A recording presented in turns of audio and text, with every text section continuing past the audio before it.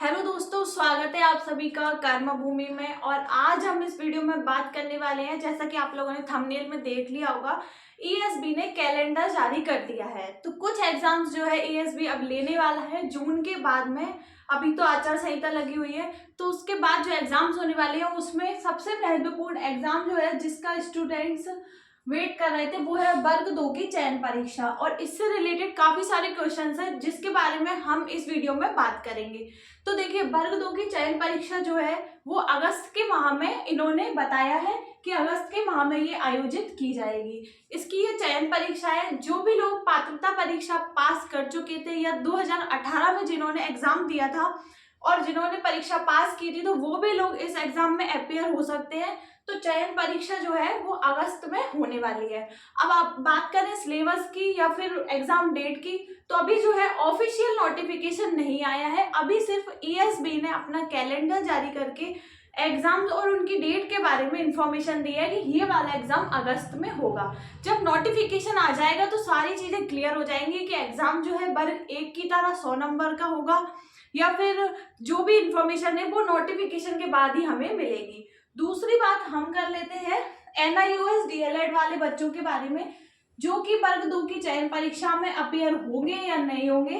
तो उन लोगों के बारे में अभी जो है आप लोग बहुत सारे यूट्यूब चैनल्स पर देख रहे होंगे, पर अभी कोई भी बात कही नहीं जा सकती है क्योंकि अभी नोटिफिकेशन आया ही नहीं है। जब नोटिफिकेशन आएगा तब योग्यता पता चलेगी कि किन योग्यता वाले लोग जो है इस फॉर्म को भर सकते हैं वर्ग 2 की चयन परीक्षा को। तो एनआईओएस वाले जितने भी स्टूडेंट्स हैं, एनआईओएस डीएलएड वाले 14 लाख स्टूडेंट्स, तो मध्य प्रदेश में जितने भी स्टूडेंट्स हैं, आंकड़ा जितना भी है वो सभी अभी एग्जाम की तैयारी जो है अपनी जारी रखें, क्योंकि नोटिफिकेशन आने के बाद ही चीजें क्लियर होंगी कि आपको एग्जाम में अपियर होने दिया जाएगा या नहीं होने दिया जाएगा। साथ ही साथ एक और बात है कि एनआईओएस डीएलएड का जो मैटर है वो अभी बाद का है और जो पात्रता परीक्षा है वो पहले हो चुकी है। तो बात ये है कि अगर किसी एग्जाम का फॉर्म पहले निकल गया और कोर्ट का डिसीजन जो है बाद में आया है, तो वो आगामी परीक्षाएं जो होंगी उन पर लागू होगा। और ये जो चयन परीक्षा है, ये एक तरीके से कहा जाए तो ये पेपर जो हो रहा है उसका एक पहले वाले पेपर का एक भाग है।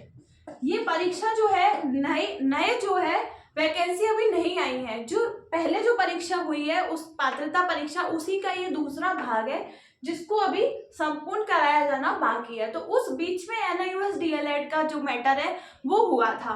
तो ऐसा भी हो सकता है कि एनआईओएस डीएलएड के जितने भी छात्र हैं उनको अभी इस वाली परीक्षा में लिया जाए और आगे जो भी परीक्षाएं होंगी उनमें ना लिया जाए। तो कुछ भी हो सकता है, इसलिए अपनी तैयारी को जारी रखना है। क्योंकि अगर आप लोग अभी तैयारी बंद कर दोगे ये सोच कर कि एनआईओएस वालों को नहीं ले रहे हैं और बाद में पता चलेगा जब फॉर्म, तो क्योंकि अब जुलाई में ही आएंगे, जून तक तो आचार संहिता लगी हुई है, तो उसके बाद फॉर्म जब आएंगे जून के एंड में या फिर जुलाई के फर्स्ट वीक में, तो आपके पास काफी कम समय बचा हुआ होगा। और उस टाइम अगर नोटिफिकेशन में ये आ गया कि एनआईओएस डीएलएड वाले जो छात्र हैं वो भी फॉर्म भर सकते हैं, तो आप लोगों को काफी दुख होगा क्योंकि आप तैयारी नहीं कर पाएंगे। इसलिए आप लोग अभी से अपनी तैयारी जारी रखिए, क्योंकि ऐसा हो भी सकता है कि एनआईओएस डीएलएड वालों को ले।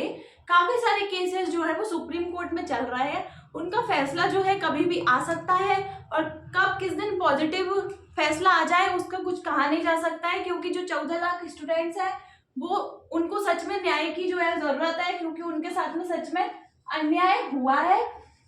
इस वजह से इसका जो है एनआईओएस डीएलएड का जो मैटर है ये एक दिन जरूर सॉल्व होगा और एनआईओएस डीएलएड वाले जितने भी स्टूडेंट्स हैं उनको एक दिन न्याय जरूर मिलेगा। इसलिए ये जो प्रक्रिया है वर्ग 2 की चयन परीक्षा, इसके लिए आप सभी अपनी तैयारी को जारी रखिए। अन्य राज्यों के जितने भी स्टूडेंट्स हैं जो कि एनआईओएस डीएलएड के, उनके लिए भी मेरा बस यही कहना है कि आपके भी राज्य में जब भी कोई परीक्षा आएगी तो हो सकता है एनआईओएस डीएलएड वालों को फॉर्म भरने दिया जाए। इसलिए अपनी तैयारी जारी रखिए। मिलते हैं नेक्स्ट वीडियो में। धन्यवाद।